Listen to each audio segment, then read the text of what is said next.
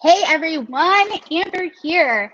Welcome to the hot seat, the Ultimate Arenas, the hot seat with Jeremy Lasman's pre-show. I'm super excited. I'm going to bring Jeremy on right now and let's talk to him. Hey Jeremy, what's up? What is up? What is up? Nice inaugural episode in a few minutes, and we got our pre-show right now. Excited to dive in. I am very excited as well. I have a couple of questions here for you today that I want to go over. I know you got to get to the pre-show, so let's dive in. This is the pre-show. Today's topic. I'm sorry. The other show, the main event. I got some. I'm curious. I want to know about mastering your craft. How does Jeremy Lasman master his craft? How does Jeremy Lasman master his craft? Well, I think first it comes down to really first defining what mastery is and what it builds off of. Because before we can get to mastery, there's like almost like a foundation that needs to be laid. And for me, mastering my craft really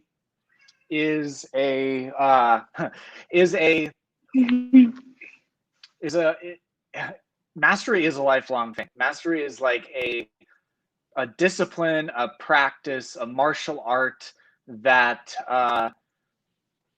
there is a striving for perfection, but you're always getting better and better and better. And that to me is where the passion is. So for me, mastery comes down to passion, and then for me especially, passion is my passion. So where the science and the art come together, that is mastery for me. So I know you're the professor of passion, and that is the end all be all for you. And I'm just curious, like, how do you deal with people who are skeptic of like living such a passionate lifestyle? Like, how do you deal with showing people like that you can follow your passion? Do you know what was that? Like, how do you like take people out of that negative worldview where it's like, no, nothing is passionate, you can't do that, to yes, you can, and you're living in abundance? How do you deal with that skepticism? So for me, the skeptic was a huge component of me and where I came from. So if I understand what you're asking, the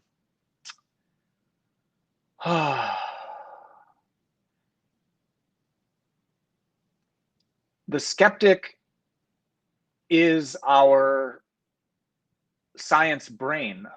So the first thing I would say is, what happens if you're not fighting it as a real battle?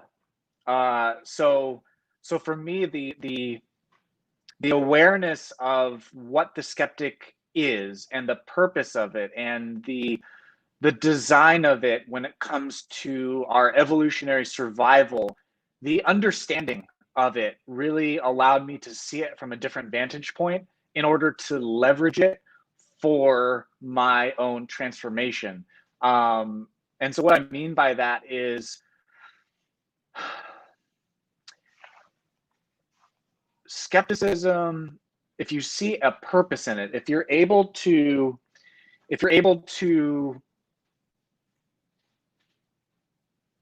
leverage it in a way that gives you the gold of what it's actually like, what are the mechanics of the skepticism trying to aim you at, and it's And it's really to get you to that place in you where you do disbelieve everything in order to purify yourself to live via that clear faith in yourself.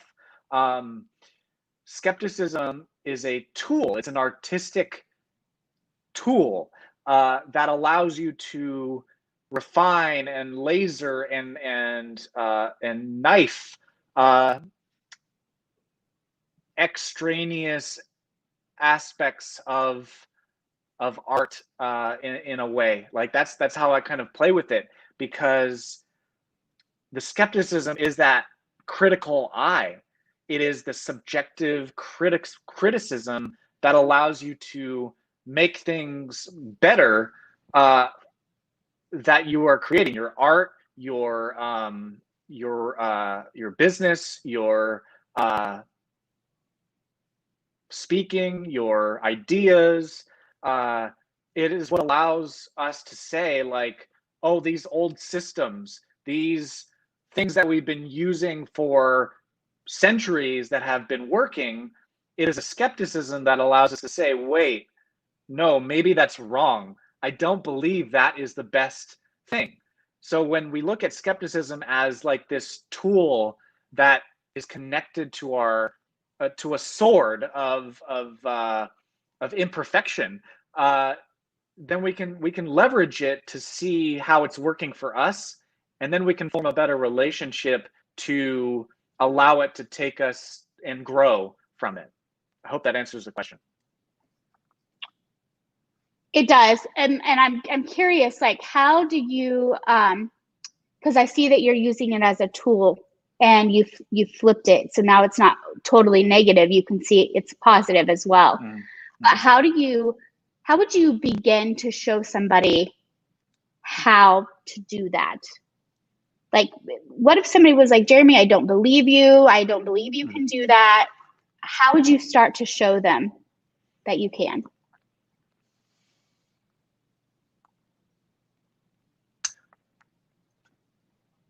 I naturally go to curiosity and wonder.